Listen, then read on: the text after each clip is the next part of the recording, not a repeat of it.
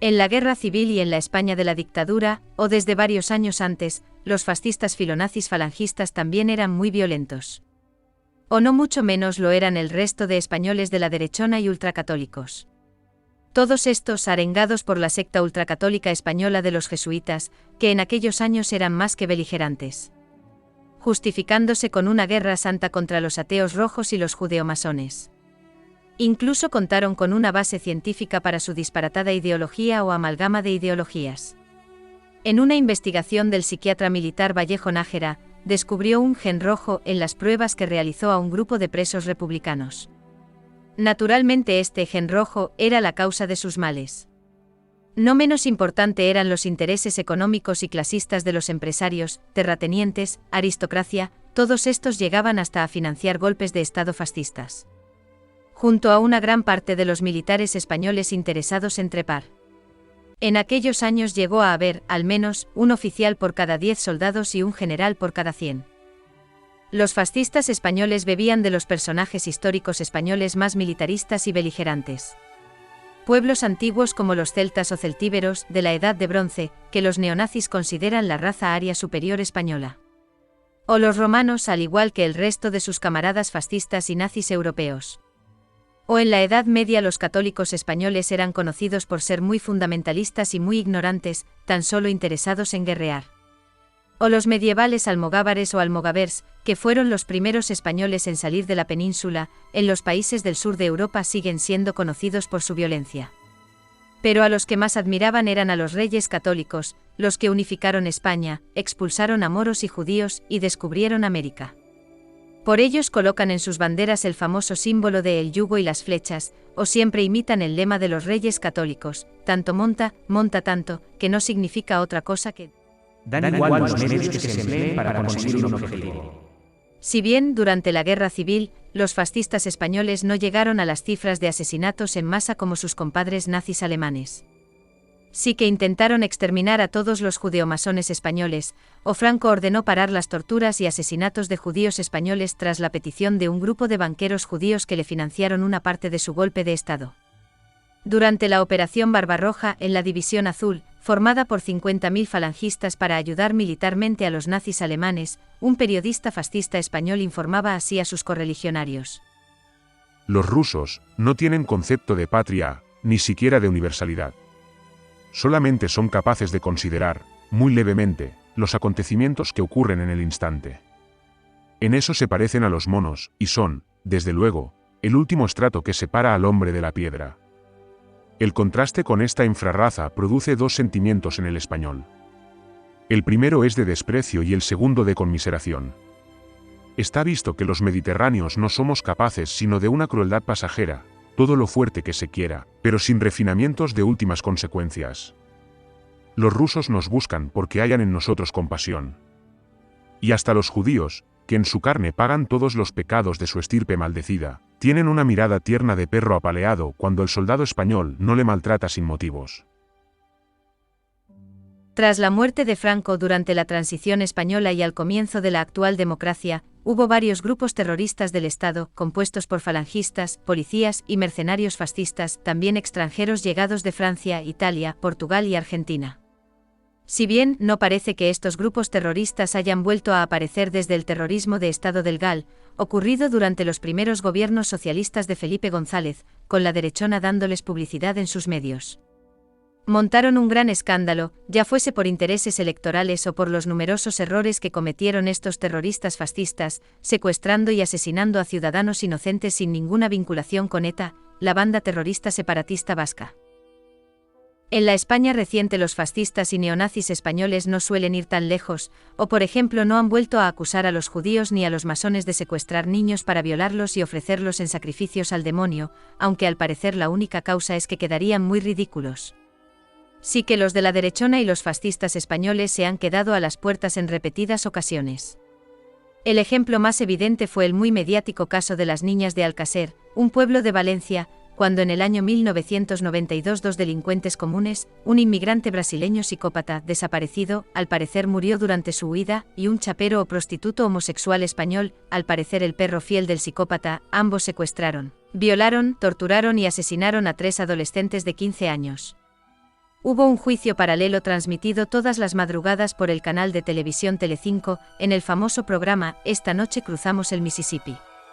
Uno de los padres y un periodista que le ayudaba, este último siempre tembloroso y con los dedos amarillos de tanto fumar, ambos señalaban supuestos errores de los chapuceros policías e investigadores españoles, a la vez que insinuaban, sin llegar a afirmar, todo tipo de disparatadas teorías conspirativas, puede que también arengados por fascistas y neonazis de los que tanto abundan en Valencia. Entre las teorías más disparatadas estaban la de que los verdaderos culpables eran el entonces gobierno socialista de Felipe González, junto a otros poderosos de España, quizás Jesús de Polanco del grupo mediático Prisa, o también otros empresarios españoles que no perteneciesen al estándar empresarial español de derechas. Este disparate se basaba, entre otras cosas, en que el entonces ministro de Interior, Corcuera, se mosqueó con el padre por los disparates que soltaba, y el padre lo interpretó como que era uno de los criminales o su encubridor. Todos formarían parte de una secta o organización, oculta entre los pobres españoles, que se dedicaban a secuestrar, violar y asesinar a niñas vírgenes españolas para ceremonias de iniciación o de adoración al demonio, con sacrificios humanos a cambio del favor de obtener poder demoníaco para manipular a los pobres españoles. En otra disparatada teoría señalaban nada menos que a militares americanos, porque ese día un buque de guerra de Estados Unidos estaba atracado en el puerto de Valencia. Estos serían de otra o la misma secta de judeo-masones adoradores del demonio. El caso todavía sigue abierto para el padre y sus disparatados seguidores. Cuando parecía que los de la derechona y fascistas españoles no podían llegar más lejos, lograron superarse muy recientemente con los atentados terroristas yihadistas del 11M del 2004 en Madrid. Esta vez se organizaron más a lo grande y con más descaro, una vez más insinuando, sin terminar del todo de afirmar o dejando en el aire las evidentes, según ellos, tramas que el gobierno de izquierdas de entonces no quería investigar. En lugar de yihadistas suicidas de Al-Qaeda, habría sido una conspiración judeo-masónica. Los verdaderos organizadores de los atentados serían judeo-masones, dirigiendo a comunistas, terroristas, separatistas, etc. También aportaban pruebas indiscutibles, como el registro de una llamada telefónica, justo tras el atentado, entre el dirigente socialista José Blanco y la jueza antiterrorista francesa Lebert, casada con un importante masón de Francia. Además, las tradicionales chapuzas de los policías e investigadores españoles, esta vez serían, según estos perturbados o manipuladores, la marca evidente de la ya habitual conspiración judeo-masónica o de sus lacayos que han infiltrado entre los funcionarios y fuerzas de seguridad del Estado. Con la locura que extendieron entre sus fieles españoles de la derechona y fascistas, llevaron al suicidio a la esposa del comisario de policía donde ocurrieron los atentados, porque éste no les siguió la corriente. O también se convirtió en uno de sus principales blancos la portavoz de las víctimas del atentado, Pilar Manjón, también porque no les seguía la corriente o simplemente porque había militado en el sindicato comunista Comisiones Obreras. De difundir estas disparatadas conspiraciones se encargaron los grandes medios de comunicación de masas de la derechona, como la cadena de radio COPE, que en esos años estaba dirigida por la secta ultracatólica española del Opus Dei, o el diario sensacionalista de la derechona, El Mundo, o el tinglado mediático para fascistas españoles, Libertad Digital. Normalmente, al menos en el extranjero, los comportamientos violentos o delitos repetitivos no son loables éticamente, pero esto también puede explicar algunos comportamientos extraños de los fascistas y nazis españoles más violentos, que parecen grandes expertos en leyes, o en manipularlas, sirviéndose de la democracia. Como por ejemplo hicieron en los tribunales españoles los ultras neonazis españoles del Atlético de Madrid, que en 1998 asesinaron al aficionado de la Real Sociedad, Aitor Zabaleta, por ser vasco. El grupo de asesinos neonazis españoles fueron al juzgado a coaccionar a los testigos y a pasearse por los servicios de señoras para lavarse las manos delante de la novia o la hermana de la víctima, quizás porque también se creen Poncio Pilatos. Quedó o dejaron como único culpable del asesinato al autor material, mientras que los demás neonazis no fueron juzgados. Ni mucho menos fueron juzgados del delito de terrorismo, mucho más grave. No hay que olvidar que por culpa de esta pequeña diferencia de matices se provoca que en España los delitos de terrorismo obligatoriamente sean juzgados por unos tribunales superiores en lugar de los normales españoles, con un tratamiento judicial y un seguimiento mediático muy diferentes. Unos años más tarde, en el 2014, los ultras nazis del Atlético de Madrid volvieron a asesinar al aficionado coruñés Jimmy. Lo lanzaron al agua helada del río Manzanares durante una reyerta entre ultras rivales, y esta vez escaparon todos indemnes porque los policías no encontraban ninguna prueba ni testigos. Hasta se confundieron con el vídeo que enviaron al juez, el vídeo del momento del asesinato lo confundieron con el de otro que arrojaron al río. O también eran vídeos muy lejanos porque ese día las cámaras de videovigilancia cercanas estaban fuera de servicio. De entre estos fascistas y neonazis españoles, algunos han aparecido en prensa tras ser detenidos por manejar unas cantidades de droga para las que ya es necesario conocer a narcotraficantes de cierto nivel. Como el líder neonazi de la Peña Ultra Yomus del Valencia, Vicente Estruch. O el neonazi asesino del Atlético de Madrid, Ricardo Guerra, el mismo que fue el único neonazi condenado como autor material del asesinato del aficionado vasco Aitor Zabaleta. O el más pintoresco de todos, Manuel Herrera, un neonazi del Betis que se hizo famoso por publicar una grabación con móvil agrediendo a un vasco. Este fue contratado por una mafia de narcotraficantes, o en YouTube enseñaba orgulloso una herida de bala que le disparó la policía española mientras huía. Otros fascistas y neonazis españoles, en la misma órbita que los anteriores, han protagonizado episodios violentos en España, organizándose para ir donde ocurran actos violentos que les convengan. O entre los más culturizados, un pintoresco profesor gallego, José Carlos Ríos, alias Guzmán Hanza, se dedicaba a alabar en público a Bin Laden y al terrorismo yihadista, en los descansos en los que no alababa a Hitler. Además, publicaba en Internet una revista para los neonazis hispanos, también dirigida a los neonazis sudamericanos del conocido cuarteto de países con más nazis hispanos, que forman Argentina, Chile, Uruguay y Paraguay.